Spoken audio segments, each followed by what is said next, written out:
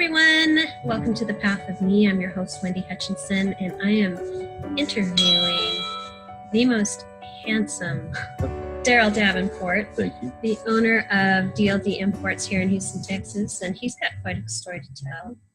Welcome, Darrel. Hello, welcome. Thank you for having me. Yeah. Thanks for joining me on the show today. It's my pleasure.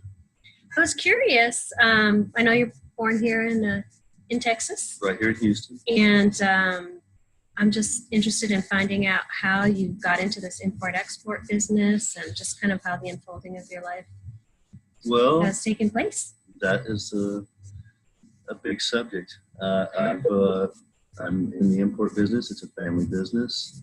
I'm third generation on my mother and my father's sides. So 3 generations deep. It was my daycare growing up. A little bit like carnies, we traveled a lot in my past and did auctions and estates and did the whole. So this is something you've been doing since you were a kid? Since birth. Wow.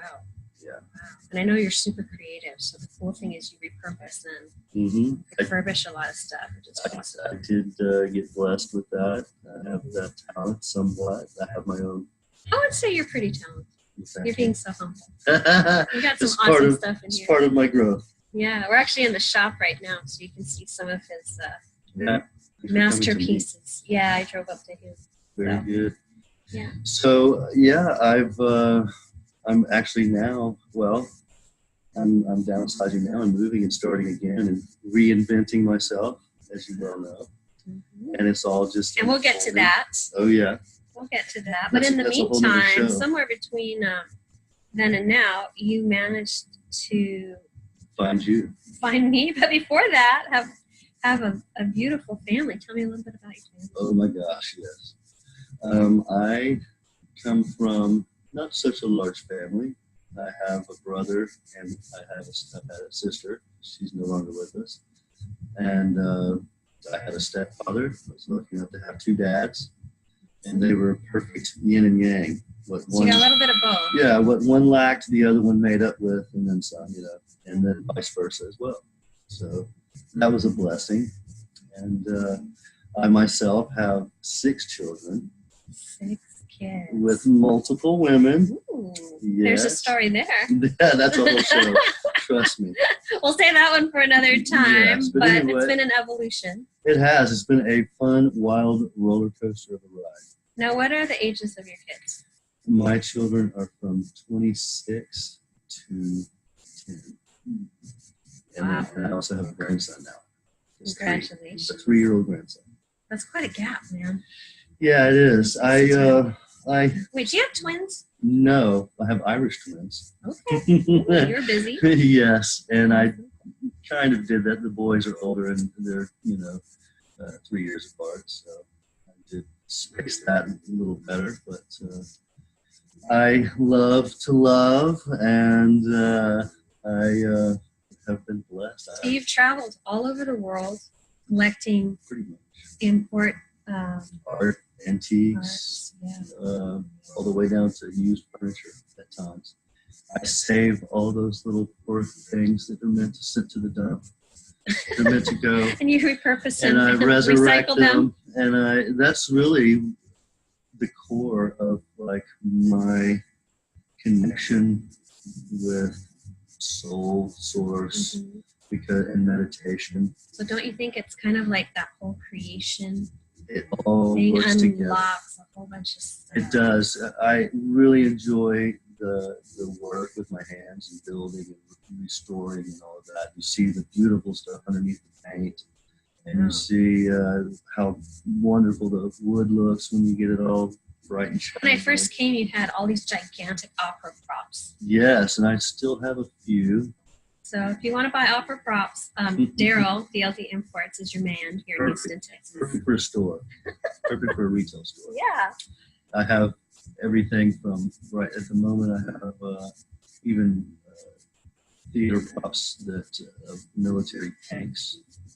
Not life size, but they're props and you can get in them and do a big production. And they are professional and have been all over the world themselves.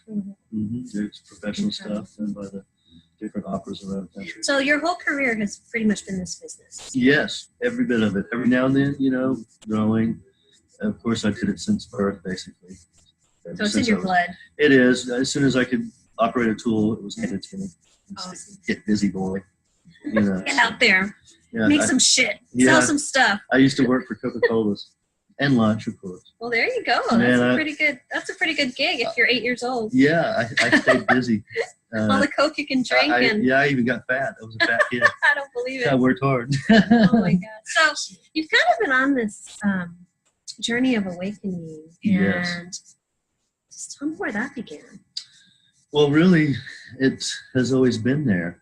But having the epiphany of what life really means and how you're really supposed to live and things that you're supposed to crave and work towards, all of that morphed rather quickly in the last couple of years.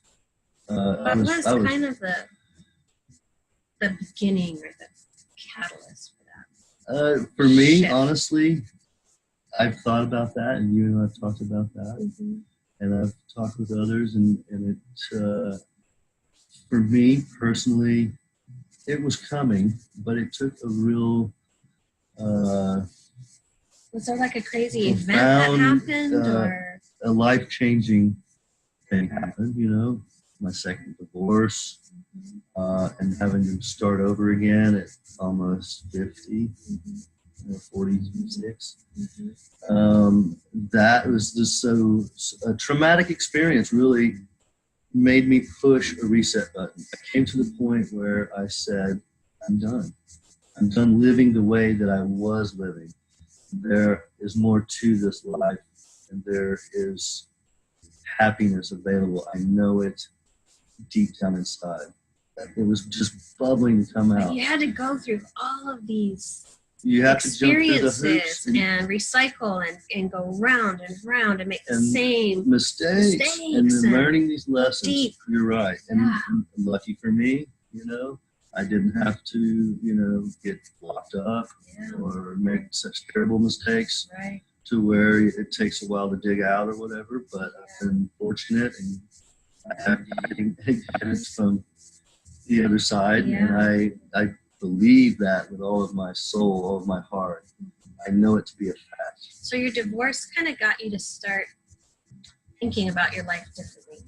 Yes, I had made my life up. It consisted of raising children and working nonstop. I've always basically been self-employed, except for a few moments. So you were hustling. I've always been hustling, even in school. Were you a good student? No, I wasn't interested. A lot of creative types, they're genius, but their interests are in dreaming and creating and definitely, but with responsibility that you develop for yourself and acquire, you have to. It's kind of tough, because society wants to put you in that box, man. They want you to lock down and achieve academically, and so many people are so gifted, and school's just not their thing. Not at all. And then we keep ramming it down people's throats, like, you've got to go to school. And the system is that, it's preached. It's tough if you're not, there's a lot of stories that come along with struggling. You bet. That you tell yourself. Some of the greatest people on the planet have had the hardest lessons to overcome. The toughest. When they were actually genius. When they were in their lane doing their thing, but somehow it's like the thing I know it's true. Albert Einstein, his teachers told him, in elementary school, you're going to be nothing. Right. You're a hopeless dreamer. You're pretty much you might as well go get a job in a factory right now and save yourself some time. Which I think the whole thing about that is knowing that we can't let other people's opinions define who we become. Not at all. I'm so past all of that. I just came to a point one day where I said, I'm not doing this anymore. I don't care if it has to get way worse. I don't care if I lose every material item that I have. And I've been gathering stuff buying and selling for my whole life. You know, I've consolidated down at times and this and that, and sold. But you never really quit buying as well, or creating. It's a way of life, right? That's right. So I came to the point where I was willing to do the work. You know, simple as that. And I was dedicated. I started reading.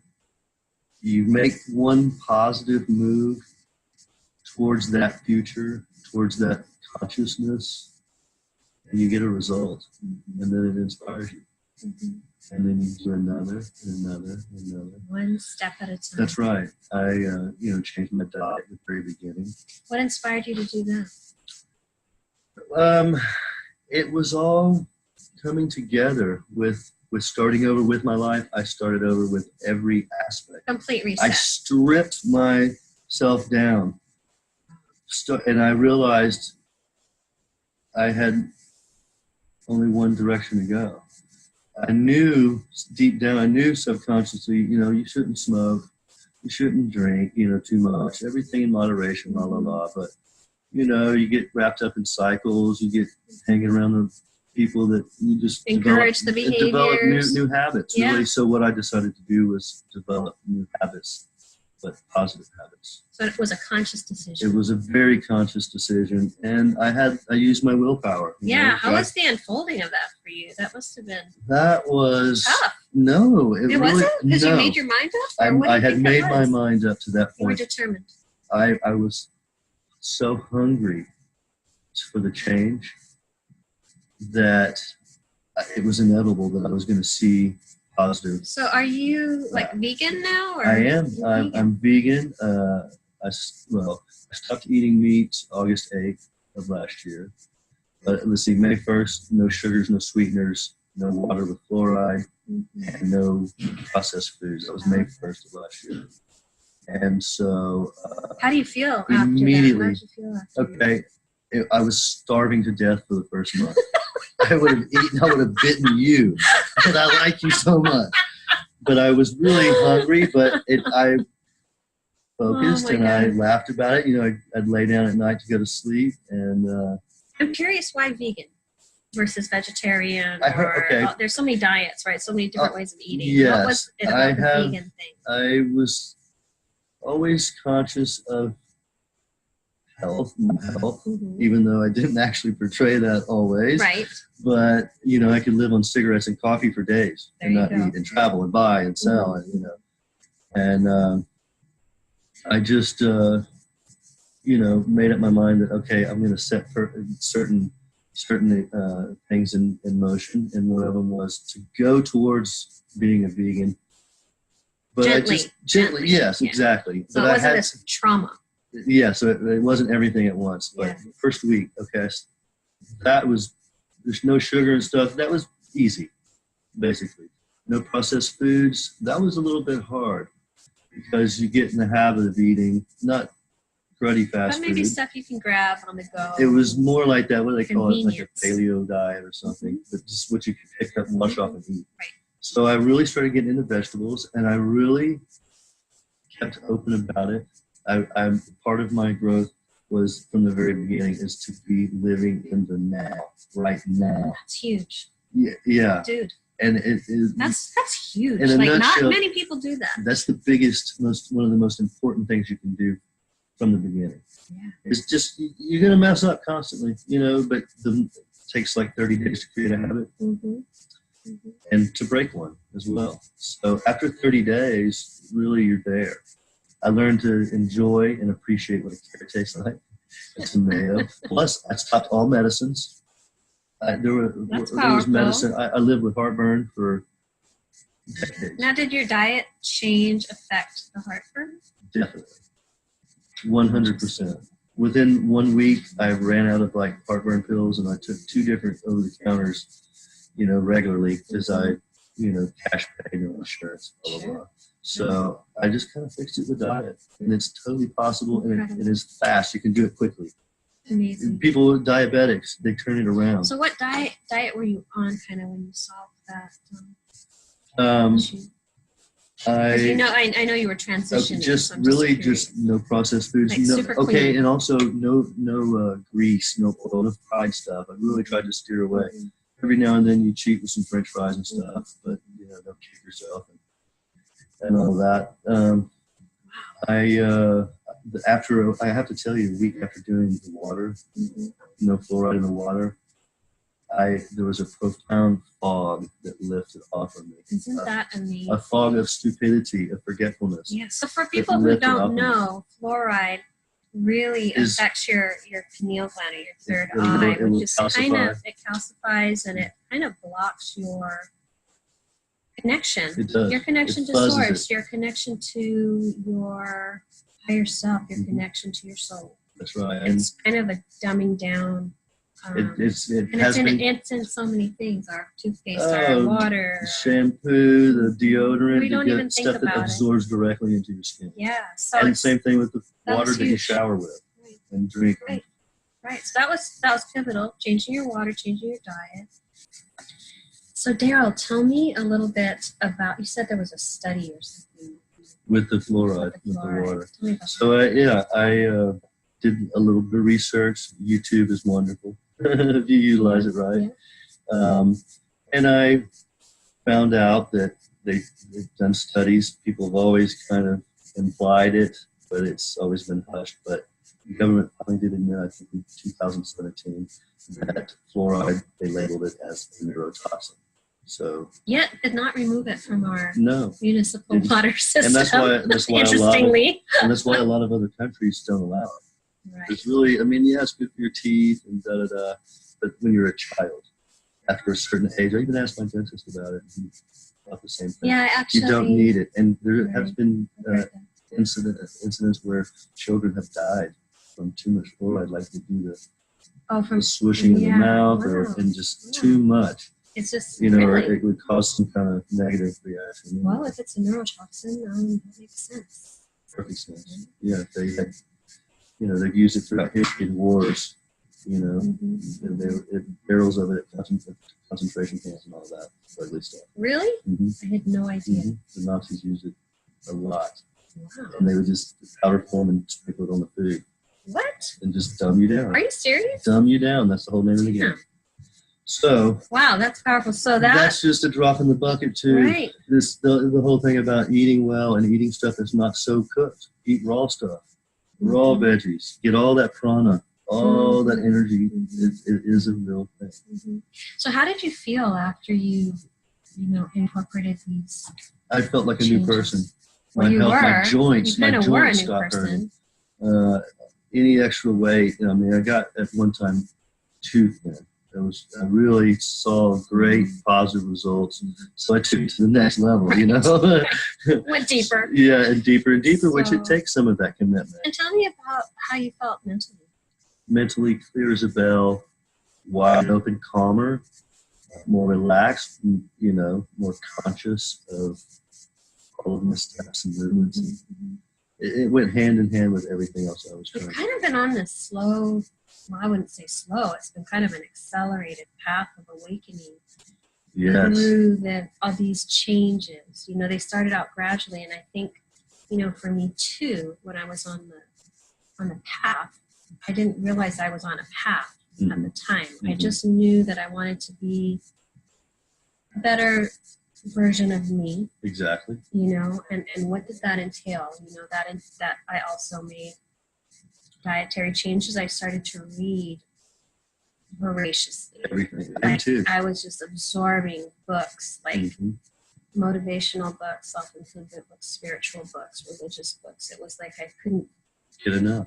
Yeah. I couldn't feed my soul enough. It was just like book after book after book, and I don't know what was pushing me. I think it was my higher self, to direct me in a certain direction. But tell me a little bit about the unfolding for you. Oh my goodness, where to start? So the diet was first. The diet was first, but it also was in coordination with. I have always been curious about religions and spiritualism, and have but never stopped long enough to really let it. I've done studies when I was in my 20s, and in those party years, I did stop at a moment and took some classes that were for the Catholic faith, and studied. I was Baptist as a child. I was baptized Catholic. When I was a teenager, I leaned more towards the Catholic side. And then as a young adult, I kind of veered back towards the Baptist. And then I have always looked for a church, But nothing resonated. I've always been curious about books and reading and doing them, spiritual books. But what really set it in motion in like a snowball effect down the hill was finding a church that I liked. And it was totally, so this story is so great. How did you find your church? I have looked. I will say. I said it. I looked for 30 years for a church.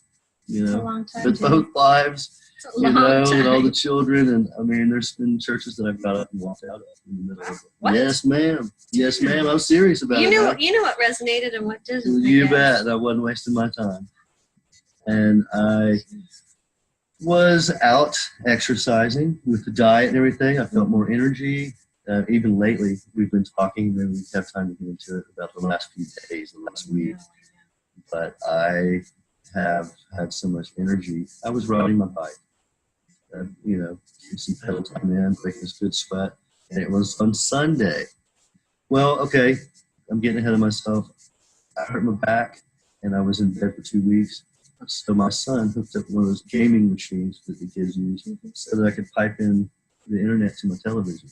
So I got to search YouTube on my television, and I started looking up all of the videos and the topics that I was interested in, but never stopped to take the time to do it. Because you were laid out, so I was laid out, couldn't sit, couldn't lay. I was just, half that back propped up just right. It looks uncomfortable, but really it's the only place you can sit. Right. And I looked up meditation, and I must have binge watched for 20 hours. So had you meditated before?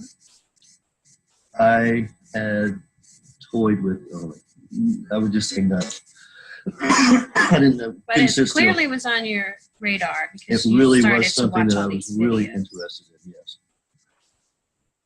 So I watched and watched and watched the different guided meditations, listened to the gurus, listened to this and that about the different gurus, Eastern religion, philosophy, Buddha, Krishna, and all of the yogis, Jesus. Okay, so I'm riding my bike on Sunday, and I'm just down the street here, and I turn on the street there's a big Krishna temple down there, and there's a new restaurant, a vegan restaurant.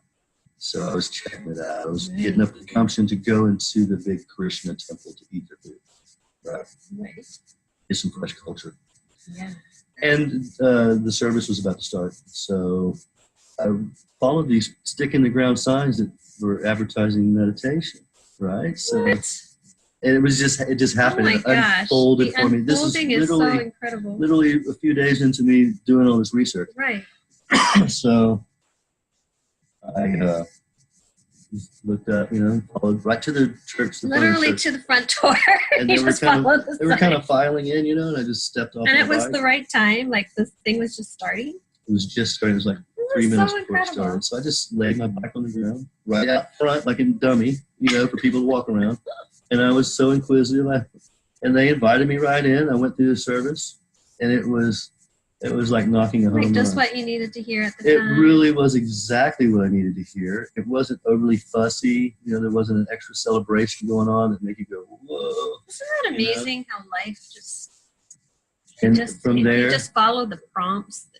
And your intuition. Path unfolds. You have to kind of go out there and grab what you need and what works for you. That's one of the most important things. What works for you. How long ago was that? That was the first week of May. All of that stuff was happening. Last year. Wow.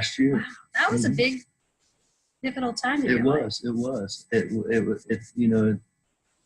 was moving along in a pace, and then the pace really picked up. So it started to accelerate.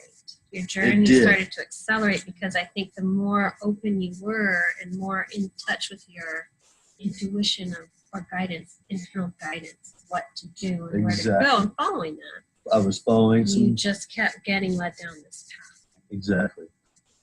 And I was validated continuously validated. I would look at something and I was validated on my first meditation that I did.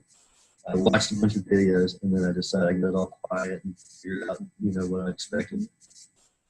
I sat there and cross-legged and did my hands together. I don't really do the whole thing like this. I just cut my hands together and have my own stance, my own positions. I think we all do have our own kind of thing. And that's part of it. People that mine are always like, yeah. It's not like this, but for some reason it's always like this. I don't know why. It just works. Yeah. So, people should understand that you make it your own. Everyone is so unique. Yeah, there's no right or wrong. There really isn't. And then you'll be validated about it. My first meditation, I was so correct. I opened my eyes afterwards. I remember telling you about this, that all the colors were so vibrant. And I was just like, with my eyes open, I was just like, wow. What's this? What is this? And they're like almost like tracers. And oh my God. I could see auras, what? around people. What? Yes. I mean, my first meditation. That's insane. And this is like 10, we should put a disclaimer. Minutes. Results may vary depending on an individual. That's true, but no, 5 minutes a day. And that's really how I kind of intended to start. I started at 3. So yeah, 5 minutes is a long I couldn't even go time. 3. Yeah, I was going to say it was. The secret, I think, to get into the 5 minutes even is just to sit there, and then you realize that your brain's racing and you're thinking about, did I leave coffee pot on? Yeah, what I need to do next. Why am I sitting here wasting this time? Yes. And then, so if you start to do that, you go right back to center, back to silence. You just come back to, and you start over. Hit the reset button. It's kind of like when you start running a marathon, you just start incrementally. Right? That's right. You do the quarter mile, and walk a little bit, and then you go a little bit farther, and walk a little bit, right? Mm-hmm. So it's kind of the unfolding of that. It's kind of how it went for you, it sounds like. Although you had incredible results from the very beginning, but going to this church, did that kind of enhance what you were doing? Yes. For me, it really hit home. Tell me about this church. I'm a card-carrying member of the SRF, Houston Realization Fellowship. And it's... What does that mean? It is... Is it a multi-denominational kind of experience? It's a Christian/Hindu based religion. It's a blended yes. kind of message. What the message is, what it's about is that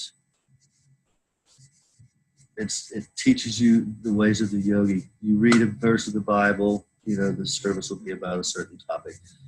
They read some passages on the Bible, out of the Bible, what about that topic. They read passages out of the Bhagavad Gita. It says the same thing, and it's the comparison between, the Christian religion, I bet a lot of times Christianity, the messages align. Buddhism, Do the messages Judaism, aline? They do, 100%. So all religion is basically focuses to one place. Yes. Source, God. Yes. So, and it was beautiful. so fascinating. How beautiful that you found that place, right? It was exactly right what on I had looked for. Right on time. 30 years. 30 years later, but it came to you right on time because I don't think maybe you would have been ready for it. I would not have been open to it. Prior to this. But once I was open to it a little bit, another door opened and another door opened. And then you start seeing how they relate and how they work together. And so pretty soon before you know it, it's like your world view starts to shift and how you relate to your life starts to shift, even though it's not something you set out to do in the beginning. No, it's just like a byproduct. It's like this unfolding. It is. And it's it all coincides with everything you're doing. You just keep adding to things, just keep kind of syncing up, propelling forward, and they do. It's amazing how you find out and realize how all that stuff works together in unison. Yeah. So, I was really, it's like one profound moment after another, one realization after another. That's why it's called an awakening, right? Because you start to wake up to these different ideas. That's right. And even though I'm kind of a newbie, I feel like I'm not, because things are coming full circle now. I'm at an exciting place. Well, I don't think anybody's ahead or behind. I think we're exactly where we need to be because it's such an individual process. Very true. Very true. It's not like and we judge ourselves, and my biggest thing is patience. Oh God, I'm so impatient. I am amazed at myself. I'm so really happy. I'm proud of myself. I've gotten to the place where I can stop myself from losing my cool. I had a guy almost attack me a week or so ago about something. In the past, it would have bothered me big time. Right. I mean, I'd have, he called me everything but that's human. Progress, man. And I said, I'm sorry you feel that way, and then did not hang on to it. Right. That was the biggie. You didn't internalize it. No. It was like, okay, I'm just gonna let you go. And with everyone's spiritual awakening and walk, you have to lose your ego. You have That's to. Such a huge part of it, the ego. And it's so important. Yeah. And you're so much happier. What's the ego like? What does that mean to you? Well, remember I told you that my pet name for my ego is Igor. Remember that? Yes. And it's true because it can be ugly. I think we can all relate to that. So, you just, instead of your vibration up and down, up and down, up and down, we're all trying to get to this place, where you're more stable, more, in the flow, balanced, in the zone. And it doesn't take much to get you off sometimes, way off, but then you wake up and you snap and go, hold on, let me dial it back. Take 5 minutes to go meditate about it for a minute, or, just to calm or breathe. I think having awareness around our energetic state is huge. Because when you're aware that you're starting to kind of go off the rails or feeling off, you can self-correct a little bit faster. That's right. Every day you get a little bit faster. You get a little bit better, and pretty soon things start to clear. It clears the way for you. Like you could be something that maybe would have brought you to your knees in the past a year ago. Sure. You can be like, well, like the guy. Yeah, right? exactly. You can be like, that happened, and I'm sorry you feel that way, and you can walk away and not engage. Like before, I used to get triggered and want to win and fight back. And let me tell you how this is going to go. How I feel. How this is not. What you're seeing is not true. I had to win. Yep. And when you let the other person win, you're helping them. Yeah. Because they can't say anything. You might be right. What are they going to say back? Right. No, I told you you're a dummy. I don't like you. Like, okay. And you say, okay, right. You might be right. Yeah. I mean, didn't you hear me? Yeah, they want you to validate it, but if you don't engage, it's like then they're stuck talking and reasoning out with themselves. And that makes them even more uncomfortable, I think, because they're used to people responding in a certain way. So when you step back and they keep coming forward and you keep stepping back, and a speaker it's said, very powerful. It is the most powerful thing you can do. I heard a speaker talk about that not so long ago, and they said, by letting the other person win, you win. Exactly. And it's so true. I think also too, we lose the need to win. Yeah, it's like such the ego a waste kind of wants you to win and be right and force and push, and there's resistance and separation, and I'm better or you're better, or there's all of this negative or lower, impulses, what I call lower vibrational. It is. It drags you right back down into it if you let it. So if you can elevate and just hold the line. It just goes away. It does. It doesn't. It doesn't have to follow you all day. You're not thinking 5 hours later, well, that son of a gun. All of a sudden, the energy of your day is so much better. So well, because you're not, like you said, holding on to it. So much more well spent. Talking about shit 10 years later. Yes, and holding all that animosity. Oh my gosh. So many people could benefit from just having an awareness. That's right. And not even changing your diet, but just even, being aware of your energy and your feelings and how you respond. Exactly. Right. Making the conscious effort so until it becomes an involuntary. What happened as you started to, just seeing this evolution happening for you, right? What happened personally? Did your goals change? Did your relationship to your business change, to the world around you? With my awakening? Yeah. Everything changes. And in the beginning, you're kind of startled or nervous about it, scared, fear.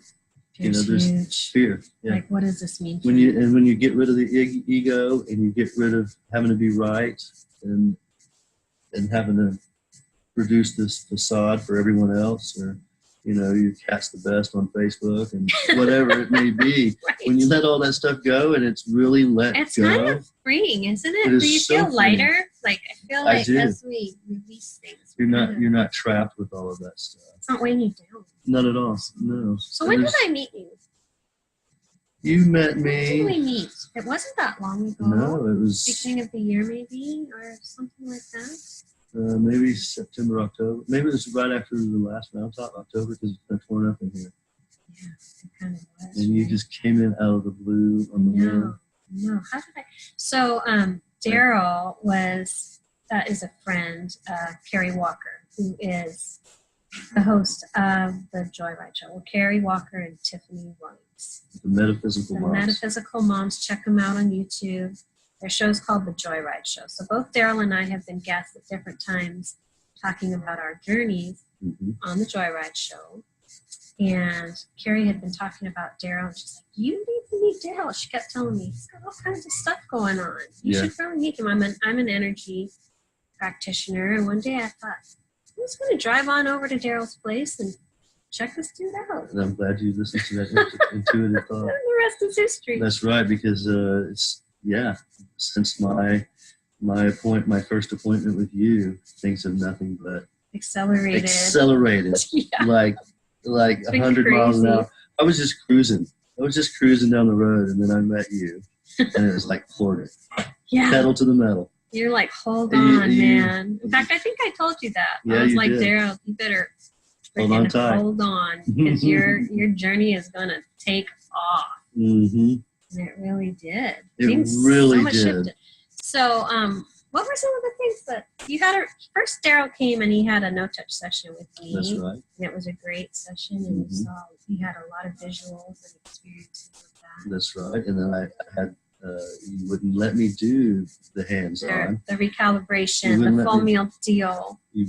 She wouldn't let me do it because I was smoking cigarettes, and I was maybe drinking a little, playing still a little bit. I was still really clean, and it was a great path. I was encouraging but cleanliness. To be a very clean, energetic. And I'm glad that I listened, because he wanted to jump right in. I was like, and no caffeine. No can do, bro. You gotta chill a little bit. Come see me when you're rigid. Cleaner. So mean. But I'm so glad you did. But your experience is so much better when your energy is clear. I think I waited an extra 2 weeks, was it? Yeah. And then I did the recalibration, and that unlocked the door, kicked it open. Tell us about that.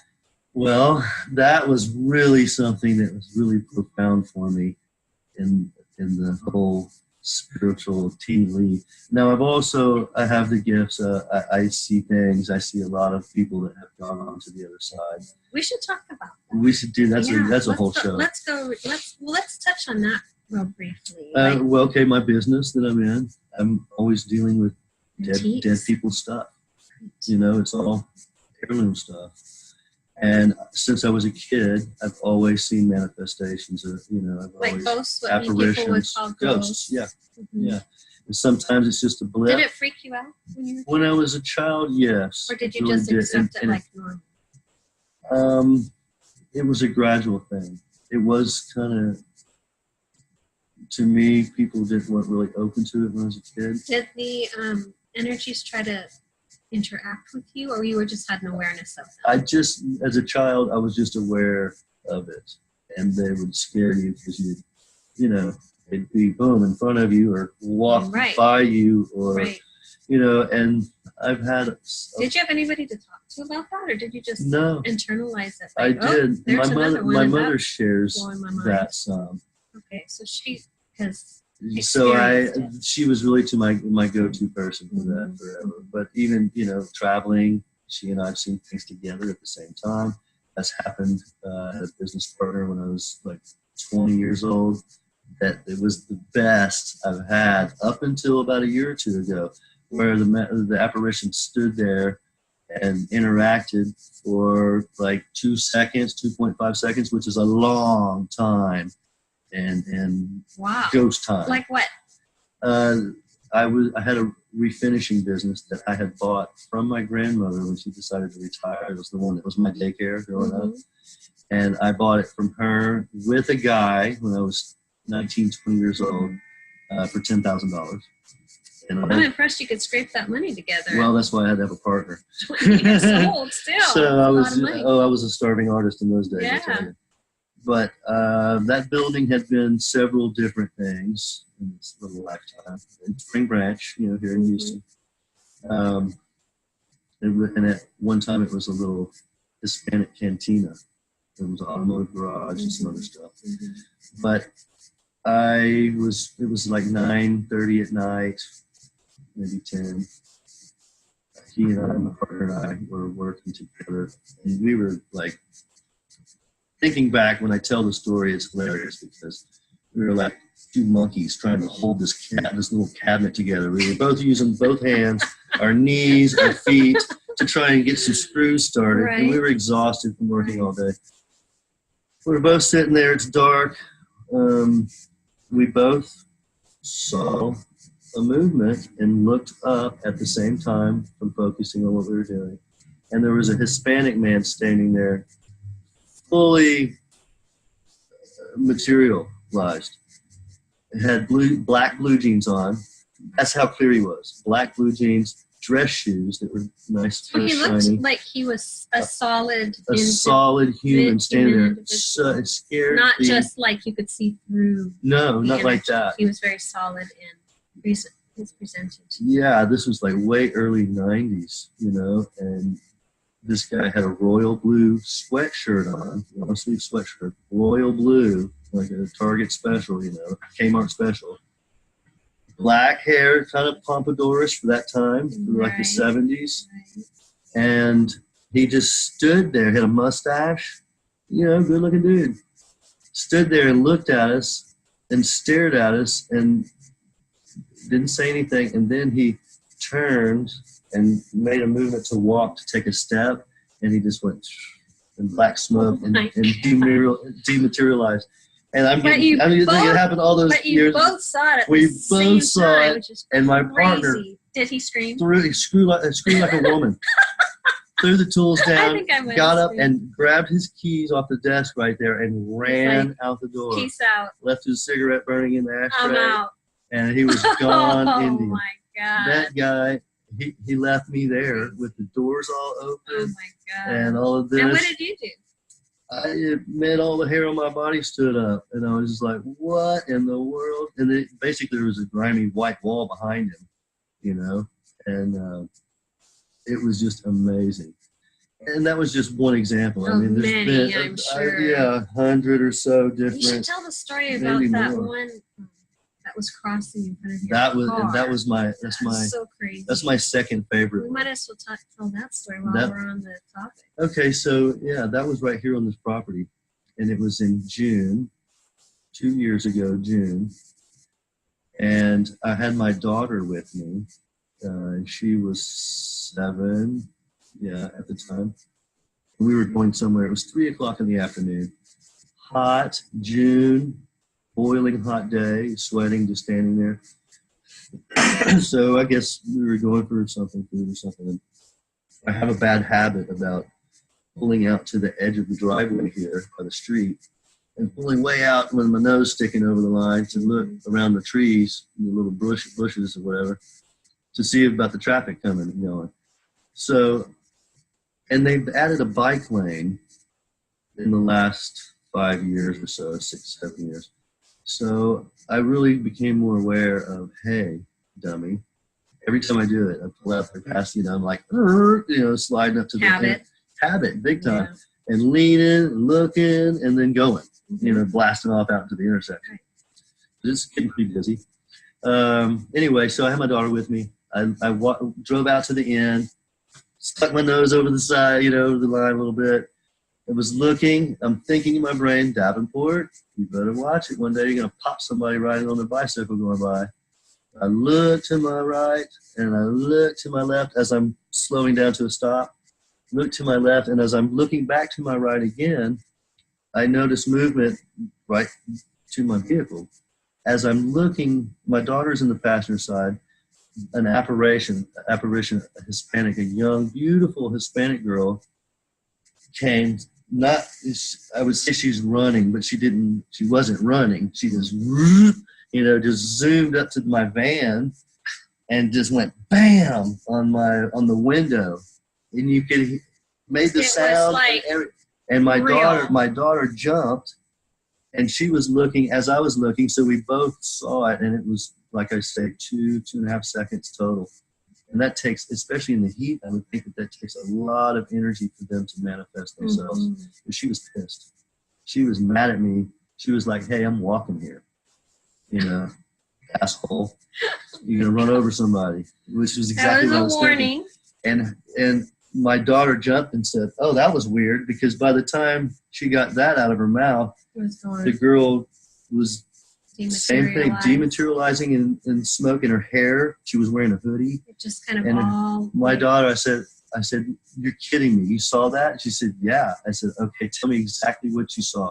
This girl dematerialized and went up and back towards the mailboxes. Yeah. She was mad. It said, I learned a million things about that because she was there so long again. Well, my daughter told me verbatim what you saw. It was a girl. And Dad, she was mad. And her hair and her hands were smoky black. And it was exactly a gray hoodie. She was really pale, but I could tell from her features she was Hispanic, beautiful, in her 20s, early 20s. That's intense, man. It is intense. And I did some research, and there was somebody who died. There, right down the street. Met that description. Yeah, more than a decade. They had like a sex trafficking, human trafficking in this little Hispanic bar down the street. It's one of the last of the Mohicans now because they cleared all that stuff out 10 years or more ago. So she was a victim of it. She was a victim of that. I mean, the FBI pounced on one day. We couldn't even leave here. It was hours. SWAT. You're like, I'm locked all down. All of it. We were locked down. Wow. So that, I just put 2 and 2 together. I didn't see any reports or anything. But it stands to reason. Yeah. Well, you can't go through something like that and not believe in. No, and just life the little after things. Death The little things. Ghosts, I guess, or apparitions. That's right. Spirit, whatever you want to call it. I've had entities pat me while I'm sleeping. Pat me. Well, you must have a lot of stuff come in with a lot of these antiques, and at your place, doing my sessions with you. I would have sworn you were tickling me with a feather. God, a lot of people say that. And patting me. A lot of people say that. I don't. It's a no touch, so I don't touch anybody. But so many people are like, "Were you like running a feather on my arm?" Like, messing with me, and it's amazing. That's how good you are. Energetic. It is amazing. But anyway, we should jump back to the recalibration. So let me explain briefly what it is. Please. It's basically where we actually uncap all your chakras and we pull out a bunch of karmic debris, 51% of your karmic debris. But we also reset the spin and we integrate higher aspects of yourself physically into the client. Mm-hmm. And energetically, we just elevate you and raise your frequency to a place where it will stay permanently. And you don't have to try it very hard at all. She gives you the gift. Yeah. And that's what you do with it. Like we give you the tools to kind of transcend and elevate through the difficulties in life. It's kind of like a tool, right? It is. It is a tool. And if for me, and for I'm sure a majority of the people, you apply yourself from it, from the sessions with you, or just one. Mm-hmm. You apply yourself a little bit, and you see massive amounts of progress. Yeah. Unbelievable. We were meant to meet. Yeah. It was right on time. For sure. And it's You got a lot of clarity too about what you wanted to create in your life. And it keeps changing. Yes, it's evolving. You know, the thing with the last session, when I'm with Wendy, I see colors, bright gold and brilliant purple colors swirling. And this last time, it was water. I was almost choking on water and the coral, the colors of the coral. It was water. It was beach. It was paradise beach situation. I mean, that even made me emotional, you know. And I was like, well, you also should share. You've got all these tattoos on you too. Yeah, that are for 30 some odd years. Ocean related. All nautical related, basically. And they all have meaning, and it all is coming together. Yeah. The clarity that you get, it validates you constantly. And when you're validated constantly, it's like a pat on the back. Yeah, it keeps encouraging you to go higher and be better. And be better, and it becomes simple. It becomes to where making these positive decisions, habits, becomes so beautiful that you crave it. You're hungry for it, which only puts you in a better place. Right. And then only puts you in a better place from there. Right. So I'm at a place right now that, you know, especially these last few days, I've made some kind of a breakthrough, major breakthrough. In your meditations. And with my meditations, to where I'm actually, I mean, the energy pulses from me. You know, my hands, my palms, my feet, the top of my butt cheeks. You name it. And my whole head he's feeling and face is just beaming with vibrations and power. Incredible.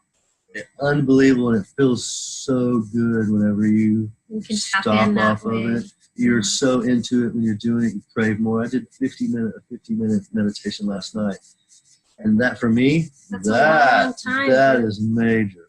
And I remember being in it and having and I got to play with these feelings and the vibrations and the sounds that I hear. And I was telling Wendy, this is all me between us. And I'm just experiencing it. So I'm sharing with my mentor here and getting her feedback. Yeah, it's been so awesome to see your journey. It's been so cool to watch you just accelerate and unfold. And you're probably, as you go further and further, come more into alignment with your truth. I do. Would you say? Yeah, I would say that's hit the nail on the head. And the more in alignment you become, it becomes a little bit easier. I'm really into wanting to have other people experience this. Me too. Come see I me. really want to spread the word, more or less. Kidding. No, I've sent some people to you. Awesome. Yeah. So we'll do it in the time. Yeah, when the time's right, they'll show up. But it is money well spent. I'm glad I got in kind of when I did. The beginning. Before she is unobtainable.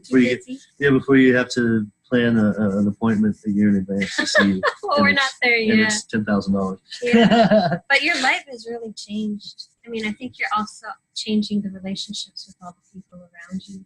I am. So you're changing. You know, you can speak to that a little bit. Yes, you do. You migrate away from certain people, and it doesn't have to be in an ugly way. It just kind of a works natural out. attrition. It's a natural occurrence. You just certain people just blend and go away, and some people come or magnetized to you. And even the simplest stuff like stopping into a store for a bottle of water or getting gas, you talk to the clerk, and you're almost like friends.